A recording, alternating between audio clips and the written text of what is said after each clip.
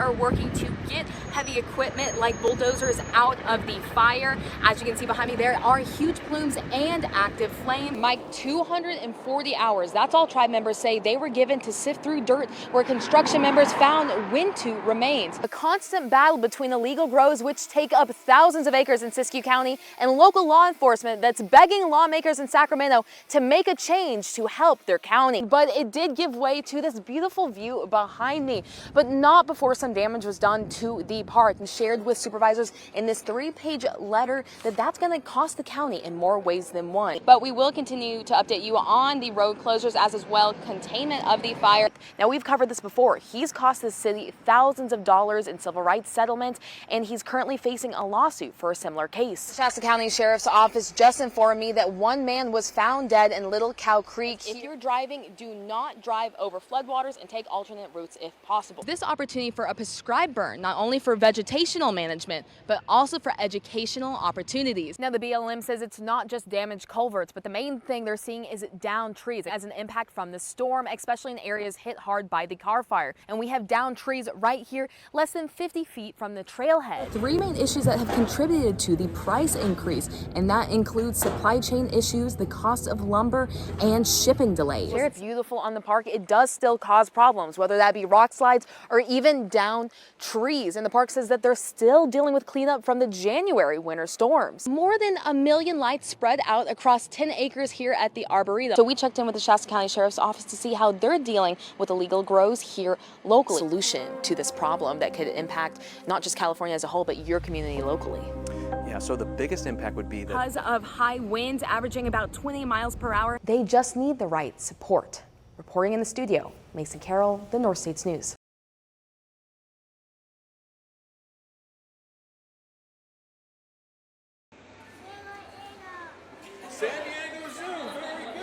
Braden McQuillan was born with hypoplastic left heart syndrome, meaning the left side of his heart was not working. In 2017, at 5 months old, he received a heart transplant, but not without some complications. I'm not going to lie, we've had a lot of very, very hard times. It's been times that we thought that he wasn't going to make it. Despite it all, Mother Alyssa says Braden is a fighter.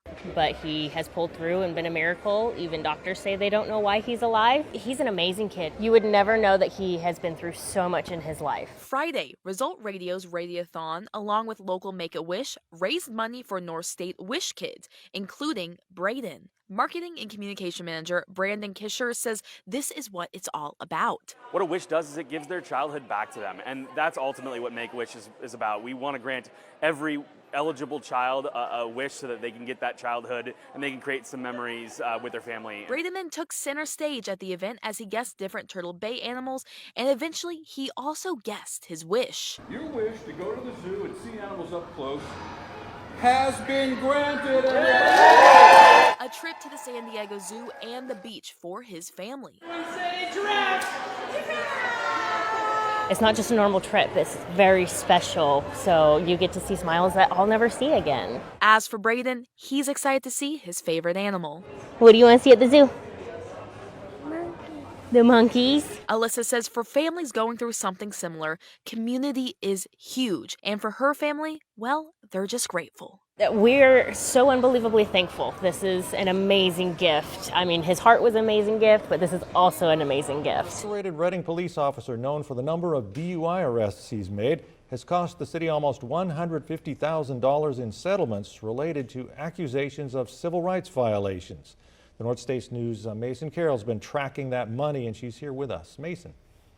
Mike, Jacob Provencio was named top cop by Mothers Against Drunk Driving in 2017. And just earlier this year, he was recognized by the city for making 2,000 DUI arrests. However, we've received 2 settlements from the city involving Officer Provencio. One of those involves former firefighter Miles Quaife, who says during a traffic stop 3 years ago, Provencio molested him and permanently damaged his shoulder. Like getting molested it's not like that doesn't mess around with my mind. It's not like I see every Reading police officer now and trust them. Miles Quaife is a Reading native. He describes himself as determined and disciplined to the point of being called boring. He takes fitness seriously as a former firefighter and competitive strength athlete. One chilly night in mid-October of 2019, after studying all day for a grad school test, he was taking his girlfriend home at 1 in the morning. He was headed north on Shasta View when he made an illegal left-hand turn onto Highway 44. That's when Reading police officer Jacob Provencio started following him. And that vehicle started tailgating me at a high rate of speed that was very unsafe, and I wasn't sure what was going to happen, honestly, because the vehicle was tailgating me so close I couldn't see its headlights. Provencio eventually pulled him over. This is when Quaife says the night took a turn. You know, he asked me at that time if the rules were for everybody else, and I said, no, they're not.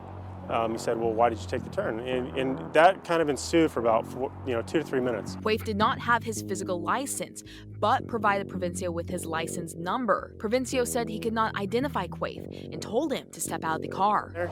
And he just happens to take his hand, puts it in my shorts, and molests me. And it wasn't like it was a brush looking for a pocket.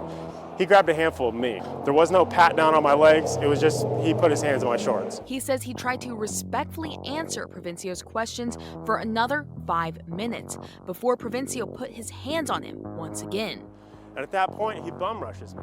As I'm sitting like this, he grabs my arm, puts it in a rear wrist lock to rear arm bar, pulls it out, pulls it behind, and uses that to elevate me around the front of his bumper to the rear passenger door on the side. Quaife didn't know it at the time, but he says these few seconds would leave him with permanent nerve damage in his arm, ending his career as a competitive strength athlete. Injury, all because of a left turn. How does that... That's exactly what I keep trying to reconcile, because it's probably one of the most frustrating things I've ever had to swallow. After more questioning, dispatch was finally able to identify him.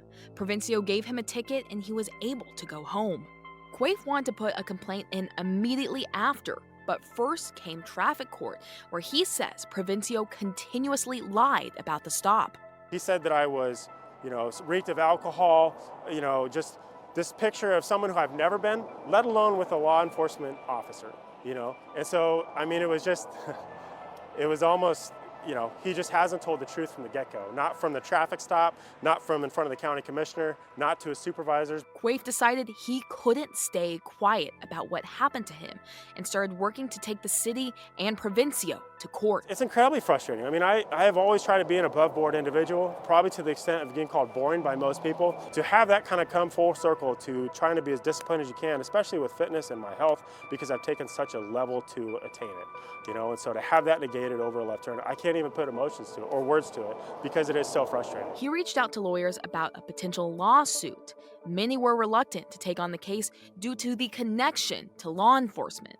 You are fighting an uphill battle when you are taking on any type of complaint against a law enforcement agency. Eventually, he and the city reached a settlement of $120,000. Quaife says it's not enough to replace what was lost, but he chose to avoid a longer legal process.